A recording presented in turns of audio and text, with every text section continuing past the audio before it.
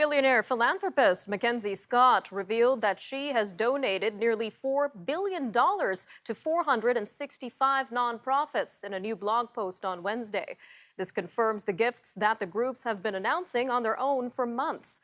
The announcement brings Ms. Scott's publicly disclosed donations to more than $12 billion since 2019. Meanwhile, amid the ongoing war in Ukraine and the third year of the pandemic, charitable giving has become an important topic among those wanting to help. Joining us now to give us an idea of how investors can give back during these stressful times is Brendan Caldwell, Director of Caldwell Securities Ltd. Brendan, welcome back to Forum Daily. Always great to be here, Nima. Thanks for having me. Always great having you, Brendan. Today we're talking about philanthropy. So regardless of how it's done, it's so important to give back, especially during these hard times, Brendan. So what would be your advice to investors who are thinking about giving back at this time? I think much like accumulating wealth, one should look to be giving away not just at this time, but at all times. As a carpenter out of Nazareth said, the poor you will always have with you. So there will always be a need to do something. But from the investor's point of view, from the donor's point of view, I think it is very psychologically helpful to be always giving something just that you would notice it, whether it's 10% or whatever the number is that you'll just sort of notice, to be giving away on a constant basis. I think that is very helpful psychologically to be on the giving side because you're going to be better off as a giver than a taker. And there are always going to be needs for it. All right, Brendan. Well, when it comes to giving, it doesn't necessarily have to be in the form of money. So since we're talking about investors, is there any way to maybe donate stocks? Oh, yes, particularly in Canada. I think the Mackenzie Scott example is very much south of the border. But here in Canada, you can donate stock in kind. That is to say, as is. You don't have to sell the stock first. You can actually donate it to the charity in the form that it already is. And the beauty of doing that, at least for the last number of years in Canada, is there's no capital gains tax. So if you've bought a stock at $1 and it's now worth $10, it's not as though you have to pay the $9 in capital gains or the tax on the $9 in capital gains.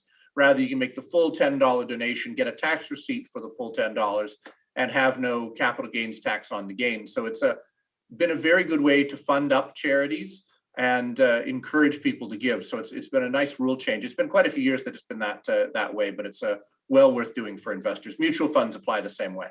Sounds quite worth it, Brendan. Are there any other benefits for the stock donor when it comes to this? Well, again, I think as I was stumbling along and saying earlier, was that if you're constantly in the mode of giving, it allows one to think more expansively.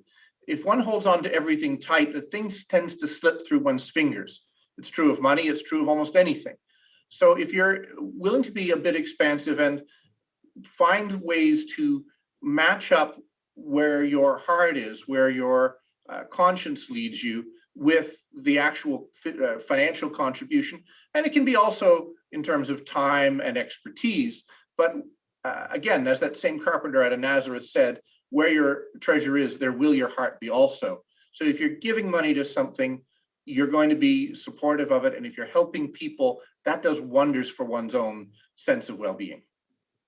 All right, Brendan. Well, we know you would love to speak to charities about increasing donations through stock donations. So how can charities go about doing that? What would you say to them? Well, it's not, first off, I think you have to make your donors aware of that if you're a charity. And then work with a securities firm to set up an account. And many securities firms like ours will either do the stock donation and liquidation on a deeply discounted basis, or in our case, we will do it for charities for no cost.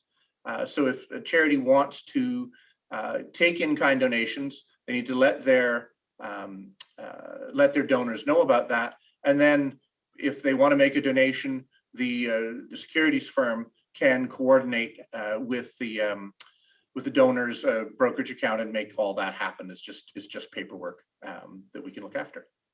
All right, Brendan, a quick 30 seconds left here, but any last messages for our investment viewers looking to give back today? I think one needs to follow one's heart. And think about consciously, not just when you're dead, and people write these things in one's will, in their wills, and that's a good thing to do.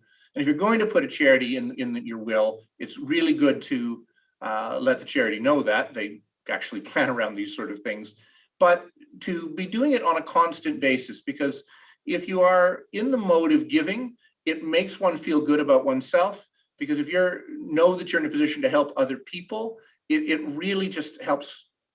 Well, particularly in these times where everybody has felt isolated and alone, giving money away, it makes one feel connected. And I think in the last 2 years, if nothing else, we all need to feel more connected.